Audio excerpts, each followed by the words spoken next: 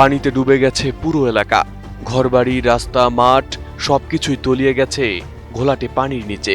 কিন্তু মানুষের সবচেয়ে বড় আতঙ্ক বন্যা নয়, পানির সঙ্গে ভেসে আসা শত শত সাপ। কেউ বাড়ির উঠোনে, কেউ ভাঙা দেয়ালের পাশে, আবার কেউ বন্যার পানিতে ভাসমান ধ্বংসস্তূপে দেখতে পাচ্ছেন ভয়ঙ্কর সব সরীসৃপ। আতঙ্কে ঘর থেকে বের হওয়াই যেন কঠিন হয়ে পড়েছে স্থানীয়দের জন্য।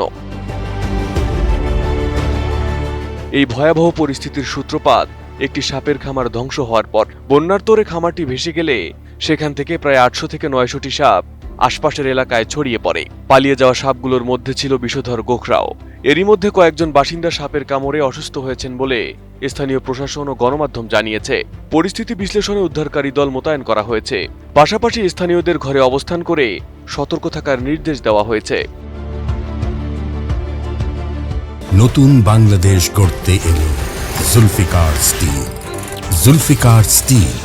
ঘটনাটি ঘটেছে চীনের দক্ষিণাঞ্চলের ওয়াংজি ঝুয়াং স্বায়ত্তশাসিত অঞ্চলের হেংঝৌ শহরের ইউনবিয়াও টাউনশিপের দিংওই গ্রামে। চীনা সংবাদ মাধ্যম গ্লোবাল টাইমস জানিয়েছে, টাইফুনের প্রভাবে টানা ভারী বৃষ্টিতে ওই অঞ্চলের একাধিক জলাধারে জরুরি পরিস্থিতি তৈরি হয়।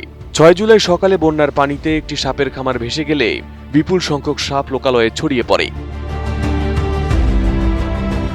গ্রাম কমিটির প্রধান উজি জানান, প্রাথমিকভাবে 800 থেকে 900টি সাপ পালিয়ে গেছে, তবে সব সাপ বিষধর নয়। উল্লেখযোগ্য অংশই বিষহীন জল সাপ। তবুও অন্তত একজন বাসিন্দা বিষাক্ত সাপের কামড়ে হাসপাতালে ভর্তি হয়েছেন এবং আরো কয়েকজন চিকিৎসার প্রয়োজন হলেও বন্যার কারণে দ্রুত হাসপাতালে পৌঁছাতে পারেননি। স্থানীয় এক সাপ চাষী জানান, ওই এলাকায় মূলত 3 ধরনের সাপ পালন করা হয়: গোখরা, কিং রেড স্নেক ও জল সাপ। এর মধ্যে কেবল গোখরাই বিষধর। তার ধারণা, নিচু এলাকার কয়েকটি ছোট খামার ডুবে যাওয়ায় সেখান থেকে সবচেয়ে বেশি সাপ বেরিয়ে এসেছে। এদিকে পরিস্থিতি সামাল দিতে আশপাশের গ্রামের 1 ডজনের বেশি স্বেচ্ছাসেবক মিলে সাপ ধরার দল গঠন করেছেন। তারা বাড়ি বাড়ি গিয়ে সাপ উদ্ধার করছেন। এখন পর্যন্ত ধরা পড়া অধিকাংশ সাপই বিষহীন জলসাপ হলেও প্রশাসনের সতর্কবার্তা স্পষ্ট, কোনো বাসিন্দা যেন নিজ উদ্যোগে সাপ ধরার চেষ্টা না করেন।